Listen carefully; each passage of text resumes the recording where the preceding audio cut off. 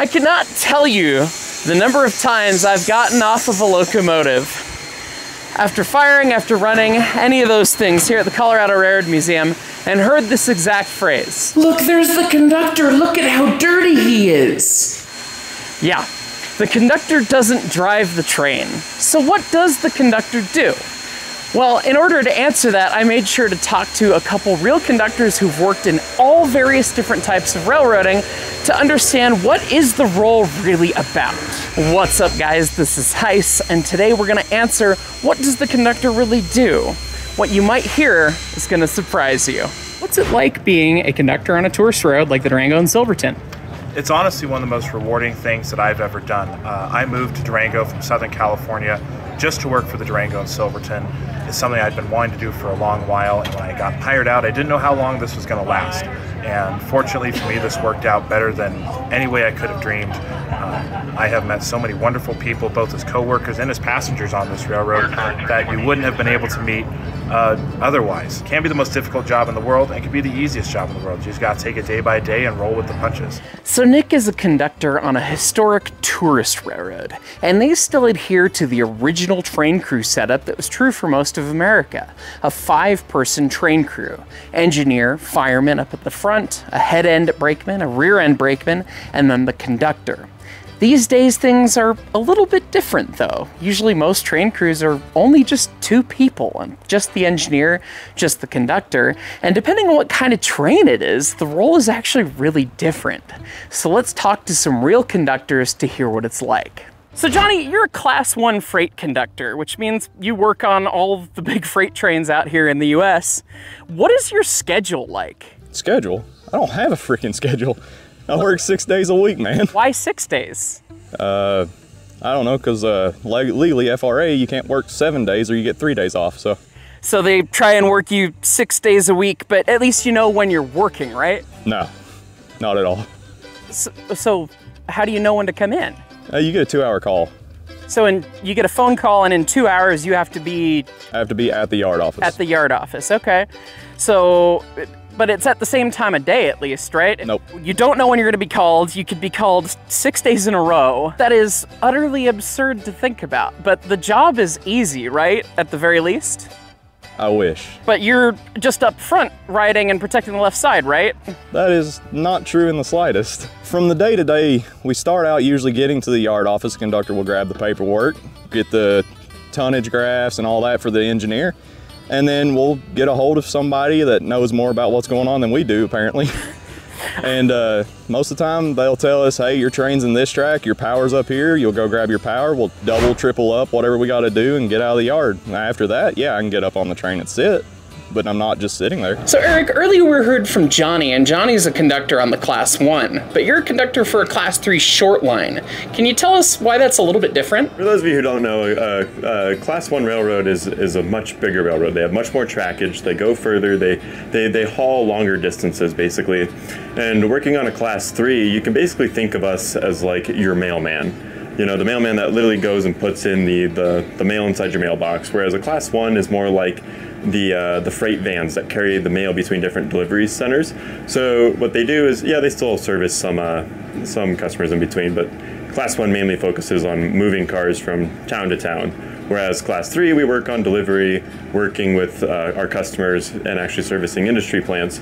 And we travel a smaller distance. We don't go as far as a Class 1. So by working on a Class 3, it means that I get to go home at the end of each shift. You know, even if I do end up dying, and not actually, but you know, running out of 12 hours, you know, I can still get picked up by management, taken back to my car, and then I can drive home. So it's really a lot different in terms of scheduling because, you know, I know when I'm going to go home. I don't have to worry about being put up in a hotel at the end of every shift. And that really is the main difference that I can see between a Class 1 and Class 3 right now is I get to go home at the end of every shift.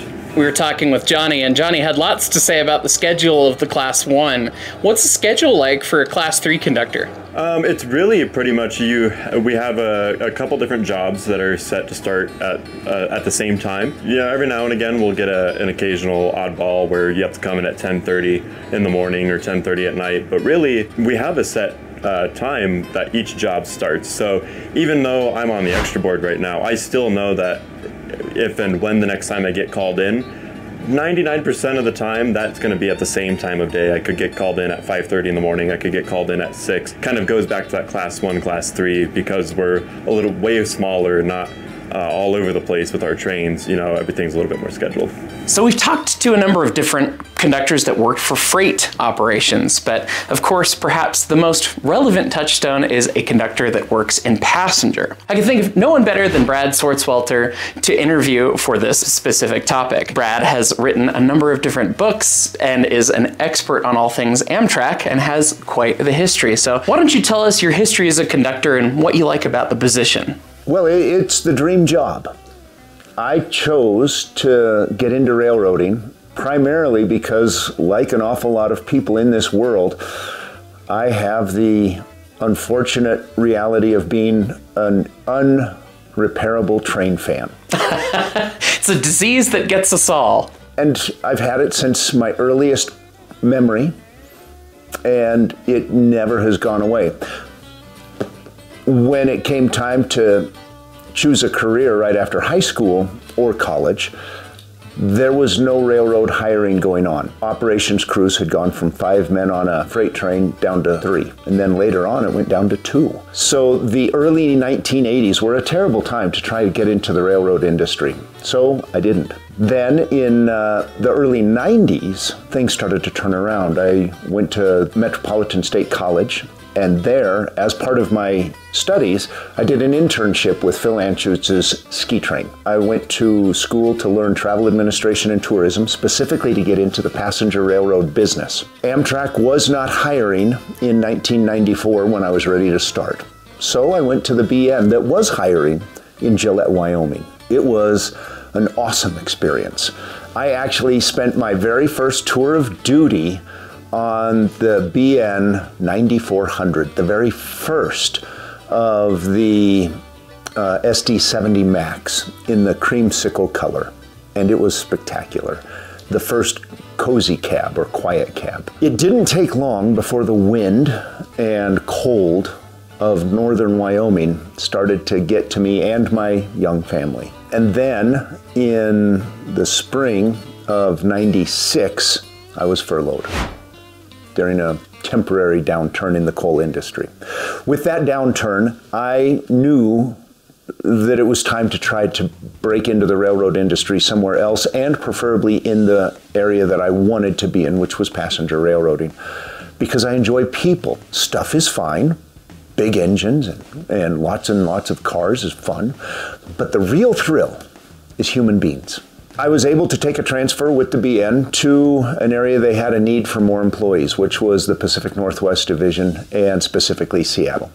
Went to Seattle and started working in Stacy Yard, taking containers off ships and getting them out into the rail yards, working in Balmer Yard, shunting trains together, and then also doing some road work on lines that I had never been on, that were stunningly beautiful as well. I knew the Moffett line well from my time with the ski train, but this introduced me to Stevens Pass, introduced me to Chuckanut Drive, going through the Pacific Northwest to Vancouver, BC, and also going over the Cascades along Mount Rainier and down towards Mount St. Helens, across the Columbia and onto the Willamette River Valley.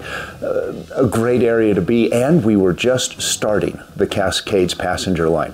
Amtrak was hiring for that project. I was able to get on, and that's when my Amtrak career started in 1996. What was the schedule and what was the day in and day out operation like?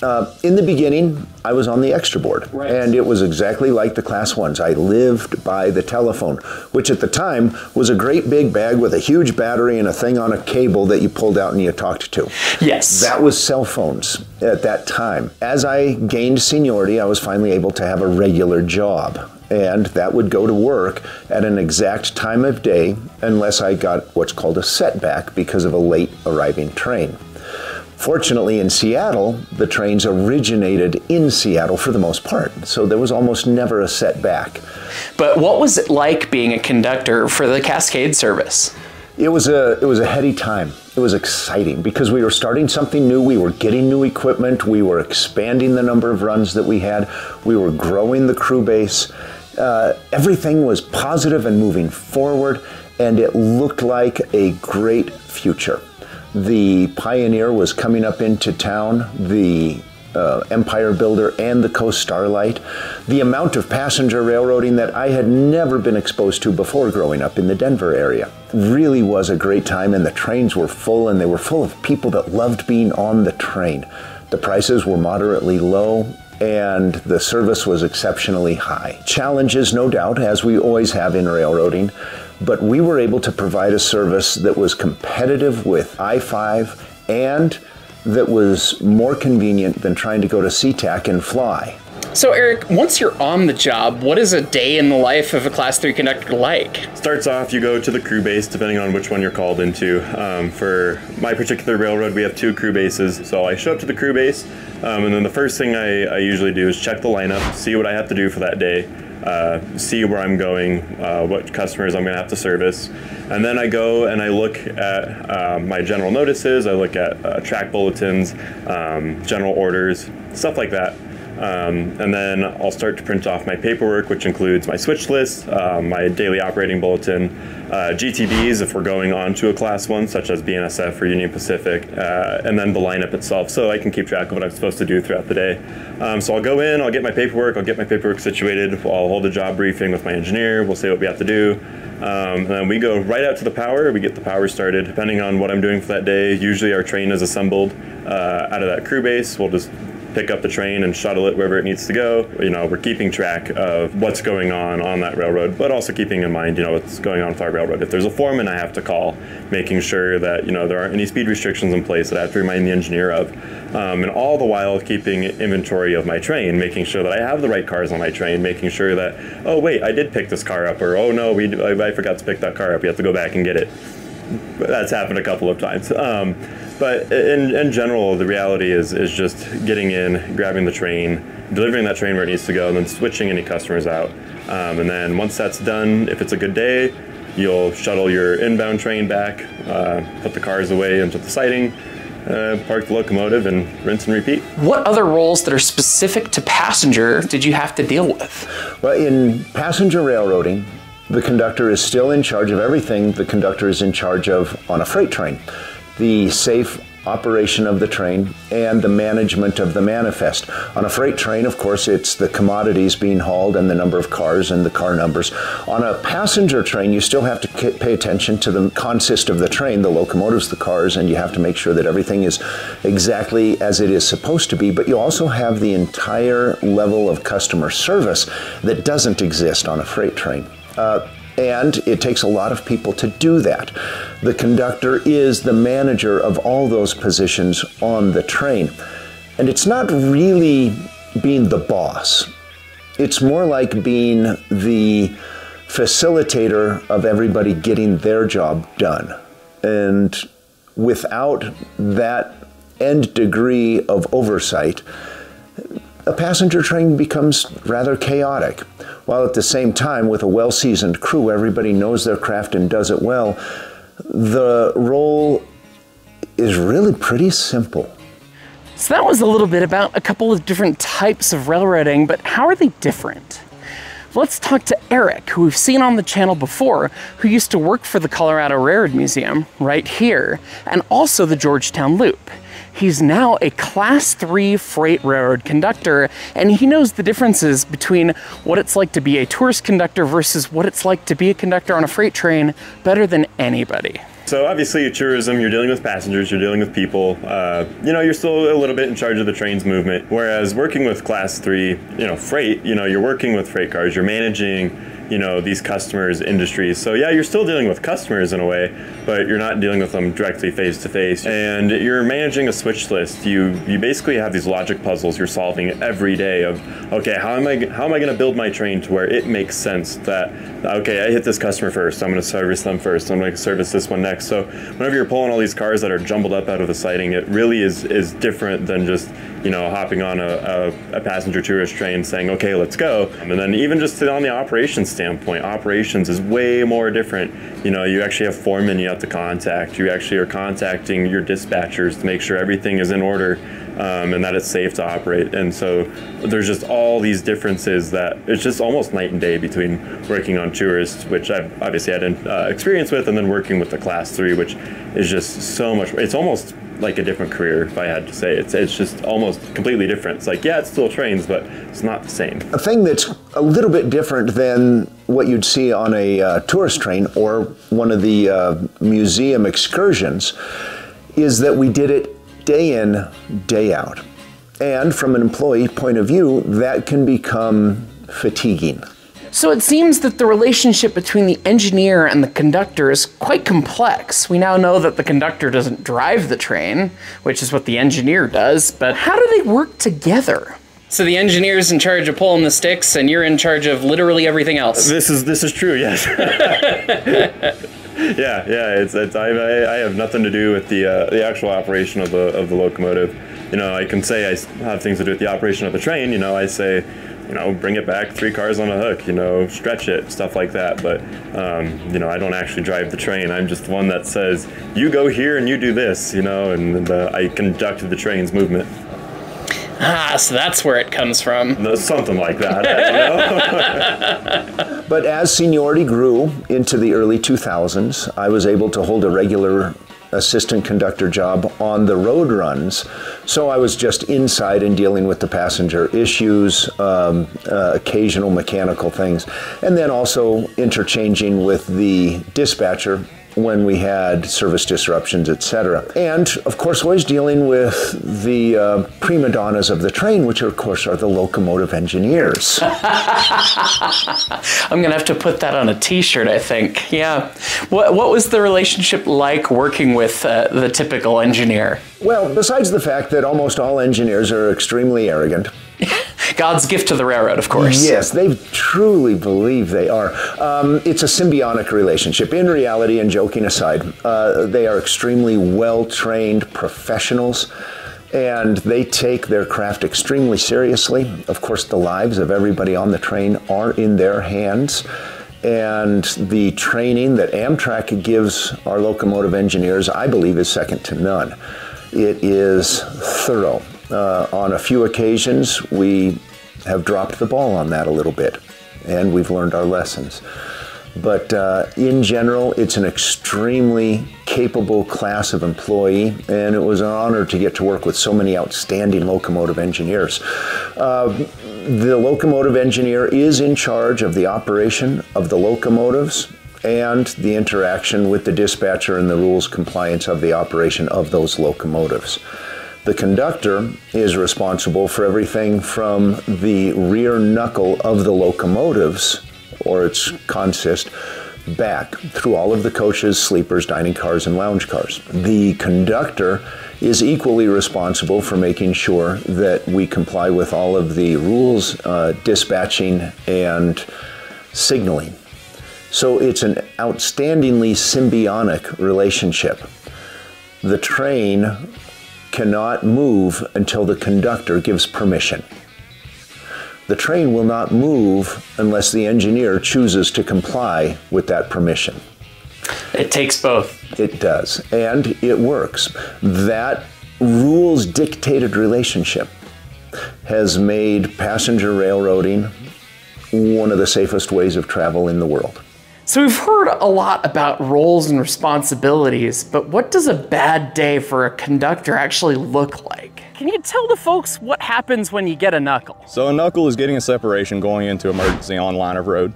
At that point in time, if the air's not restoring, you know for sure you got a separation. So you got to walk the train. I mean, it just takes a long time figuring out what's wrong. So you have to go look and figure out where the source of the problem is, and you have to get there on foot in whatever territory you're at. Oh yeah, most of the time this is actually pretty even surface to walk on, but it's usually 10 times worse than this. Right.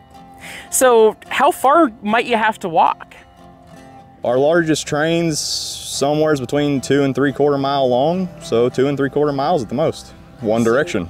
You have to walk, potentially if it was like the last car that had a problem, you have to walk 2 3/4 miles to figure out what the problem is, and then you have to pick up parts? You have to walk back? Yeah, unless your engineer's really nice to you and you're on a line of road where you have room to be able to pull up and the engineer's nice enough to drop a knuckle off for you, then yeah, you know, otherwise you'd have to walk all the way up. So you could potentially walk basically around 10 miles down, back again to fix the problem, but sometimes the engineer is nice, but aren't there signals? What happens then? So yes, we have what you would call intermediate and positive signals. Positive signals, if it's red, you ain't going by that. So if you're at a positive signal and it's red, the engineer can't pull up and you have to walk the whole train yes, twice. That is correct. So, and you have to troubleshoot it in the field and figure it out, but that's not super common, is it? In 2.5 years of railroading, I've had 14 incidents of emergency. So once every other month at the very least? Yes. And all while you're working 6 days in a row? Yes. How many times have you gotten stuck in the hole waiting for a freight train to pass you by? Could you count? Let me put it this way. We run the Winter Park Express ski train. I was heavily involved in that project, and it was extremely successful. We have been running 3 and sometimes 4 times a week recently. It's been a tremendous amount of fun, but it's only 62 miles from Denver to Fraser, which is where we do our turnaround, and Winter Park Resort, 56 miles from Denver. It's not a long run. It's less than 2 hours when everything is functioning well. This past season, 2024, 25% of the time we arrived late because of freight train interference. Yeah, the challenge is when they're too big to fit in the siding and you're a small passenger train, well, geometrically you have to get in the siding, and then if they have any problems, God help you. Yeah, and I can understand why. A fully loaded Winter Park Express train is going to bring in a little over $30,000 in revenue. A fully loaded crude oil train from Vernal, which loads at Price, Utah, on its way to refineries in Houston, Texas, is going to bring the railroad $500,000.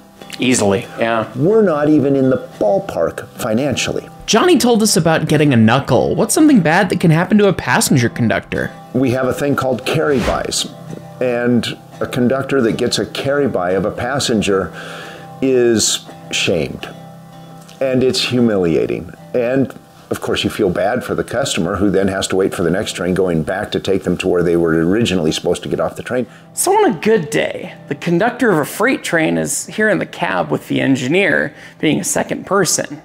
And the conductor on a passenger train is walking through the body of the train, just checking up on people. Do we really need that second position? In Austria, my wife's home country, there's a song that came out many years ago, and it's one of the saddest songs ever. It's in the German language, so it's hard to listen to if you're an American, but it's called Schaffnerlos. Sadly, that means conductorless, because they started running their Schnellzug, their quick commuter train, without a conductor, just an automatic ticket-taking machine. And it's terribly sad.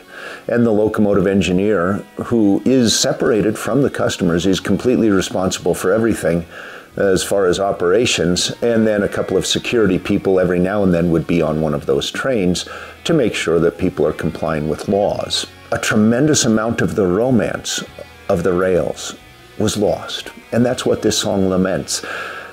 I hope and pray that we never go without a trained railroader in the body of a passenger train in the United States of America, because I do believe that it adds a degree of professionalism to what we do on the tracks, but it also adds a tremendous amount of ambiance that would be a shame to lose. Absolutely well said. You think of the conductor, and of course, we jokingly titled the video, "The Conductor Doesn't Drive the Train," and some people might think it's, oh yeah, the train driver, but you think of a conductor and how the conductor's been portrayed in media, you think of the uniform, the brass buttons, the hat, the whole 9 yards, and we talked about railway uniforms in a previous video you can check out on the channel, and you were looked at as a hero.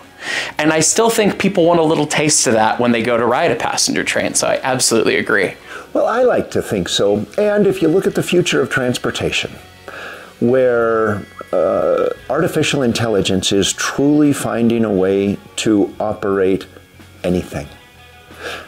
The day is coming very quickly when we will get in electric autonomous cars at the call of our app on our phone, and it will come and collect us and take us to exactly where we're going, and it will be so abundant and it will be so readily available, and without having to pay a driver of that car, it'll be so inexpensive that it's going to be difficult to maintain what we know of currently as local transportation.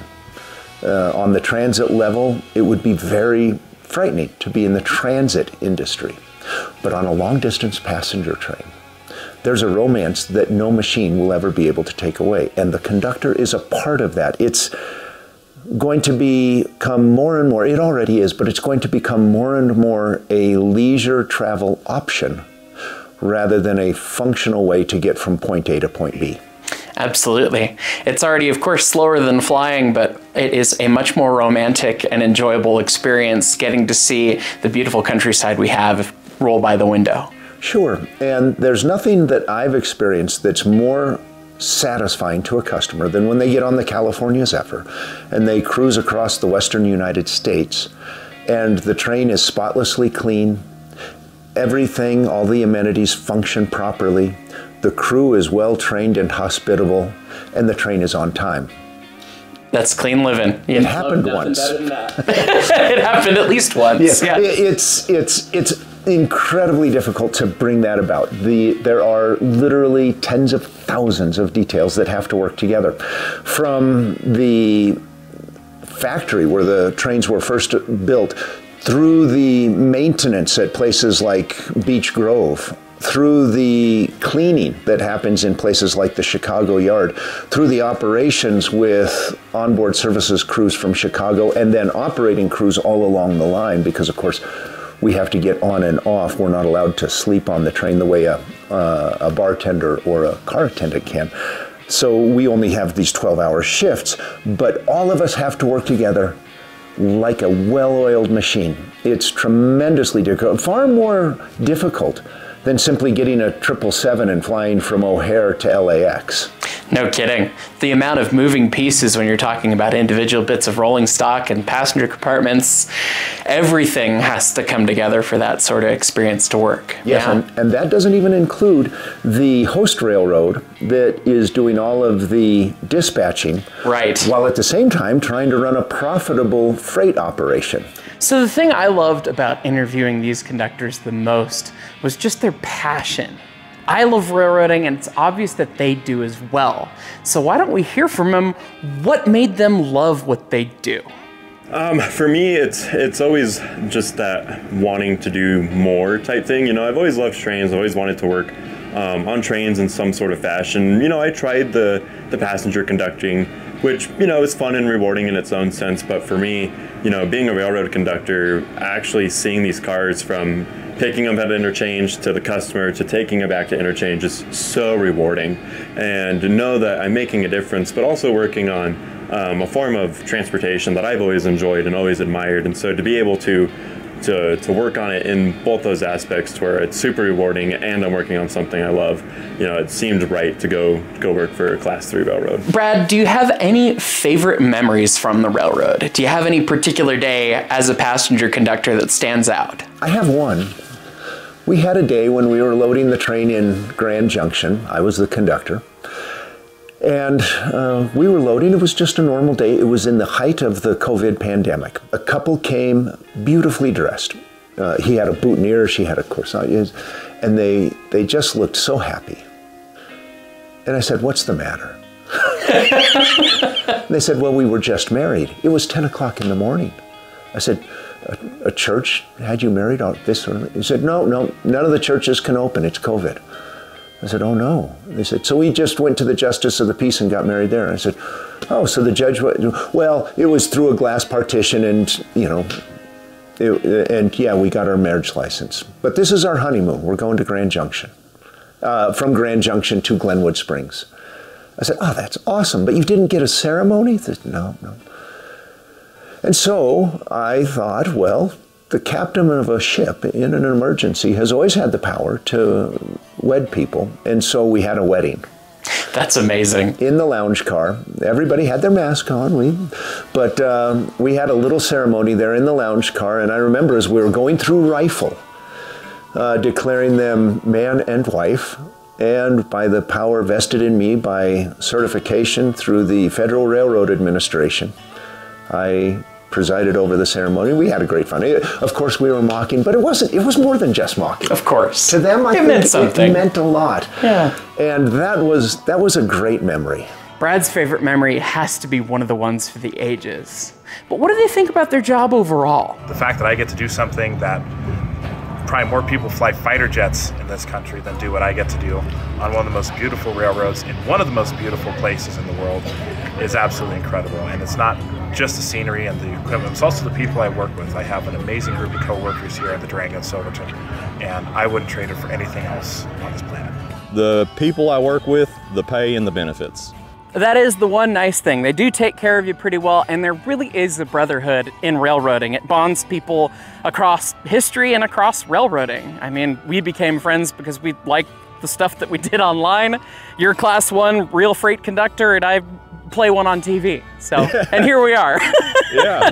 I think that's my favorite part, is just the rewarding sense of knowing I'm moving something from point A to point B to help this customer out, which then in turn helps the economy, which helps someone out who might need this product. Like, it's just being a part of the supply chain for me is really just the most rewarding part of it. It's a beautiful thing getting to be in the railroad industry. I just retired. Congratulations. So I'm not actually a conductor anymore. I don't have an Amtrak ID badge any longer, and that feels a little naked in life. But there's an awful lot of railroading yet to be done, and I'm going to be out there riding it. There you go. Conductor Emeritus. We'll give you that. That'd be fine. This video has been so much fun to put together. Getting to chat with Nick, with Johnny, Eric, Brad, hear about their experiences as what it's like to be a conductor was absolutely enlightening and wonderful to hear as fellow railroaders for me. I've never gotten to be a conductor at any other railroad. I've only ever been a conductor here at the Colorado Railroad Museum, so my experience in this space was pretty limited. And they told the true story of what it's like to be a conductor in all these different walks of railroading better than I ever could have. And I thoroughly enjoyed it. I hope you did as well. As always, thank you so much for watching.